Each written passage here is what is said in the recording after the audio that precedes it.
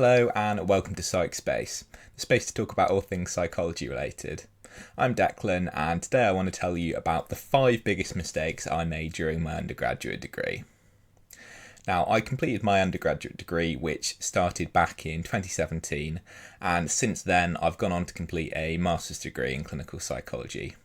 Now, I have to say, I feel like I did a lot better in my master's degree compared to my undergraduate degree in psychology, and I want to share with you why. Reason number 1, focusing on knowledge and content. Now, I know that might sound counterintuitive because knowledge and content when it comes to the modules you're focusing on are really important, but at the same time there are other really important things to focus on, like writing skills, research skills, statistical analysis, these other things that also contribute to your overall grade and success at university. And I feel like I focused on knowledge and content at the detriment of these other areas.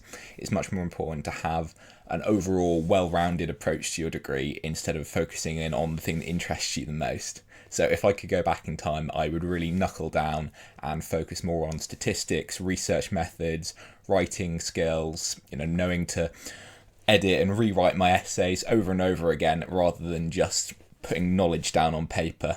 And that's what I did in my master's degree, and that's why I think I did a lot better.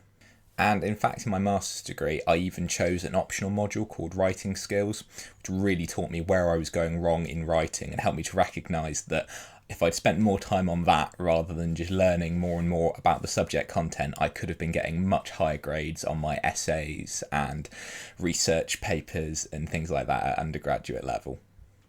The other thing that helped was their approach to teaching statistics was a little bit different. We used different software. We had a little bit of a different structure, and I really just recognised that it was a weakness, so I put that extra effort in, and I think it really paid off. Reason number 2, learning how to do statistics and not why. Now, when it came to my undergraduate degree, statistics were taught in quite a lot of detail, usually starting with how you run a test, when you'd run a test, and then they would go back and explain why you were doing different steps when doing the handwritten manual analysis, and there was a lot of explanations behind it.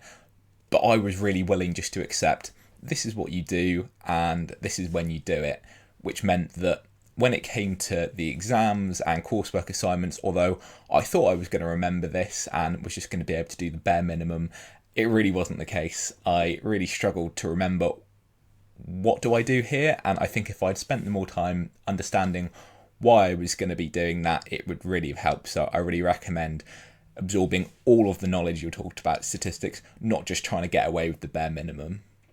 In my master's degree, I found that using worked examples was really helpful to understand this is the situation in which you would want to run this test, understanding why it would be helpful in that situation, and using lots of graphs and visual information to really understand how that test's helping and what it's doing in that particular situation.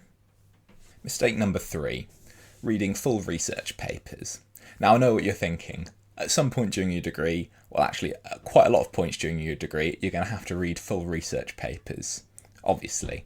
But what I found was that I wasted my time reading full research papers which weren't actually relevant to what I was writing, what I was reviewing, and really if I'd known how to read a research paper better, I could have ruled out papers which weren't going to be helpful so that I spent my time reading the papers which were really important and really helpful.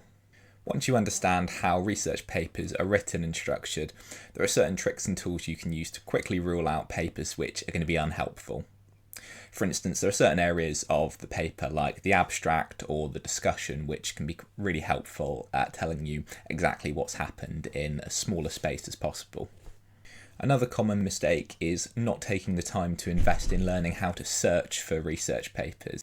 For instance, using Boolean operators to generate search terms, or knowing when to use your generic library search tool versus going into more specific databases that contain articles relating to specific subjects. Mistake number 4, not using the library enough. I know it's probably a common student mistake. You spend so much time at university and you have all these expensive buildings and resources available to you, but I spent more time studying in halls or my student house when we had all these libraries and even a psychology specific study room available to us. I know during my master's degree I spent so much more time on the library, perhaps because it was a campus university, so I'd go in for an entire day, I'd go to lectures, I'd go to the library, I'd even go to the gym, then go back to the library or to my next lecture, and it was a great place to spend my time studying. I was so much more productive and it really helped.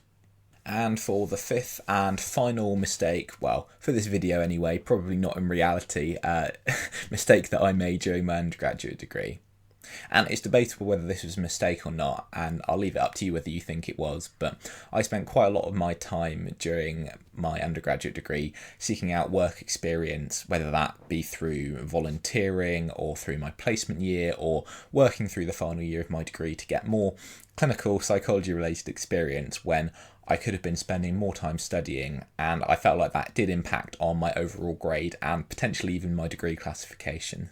Now, I have to say, I don't regret going after work experience. I found that it's been really helpful. I'm not sure that I'd be in my current job without the experience, and I'm sure overall in the long run, it's going to have given my career a strong boost. However, one of the reasons I did complete my master's degree was because I felt like I maybe missed out a little bit on the opportunity to study and prove to myself what I'm really capable of achieving academically. Thanks for listening. I hope this video has been helpful. I know that the moment I post this, I'll probably think of a million more mistakes, but I'd really love to hear from you in the comments below. What mistakes are you worried about making? What mistakes have you made? And how are you going to learn from that in the future?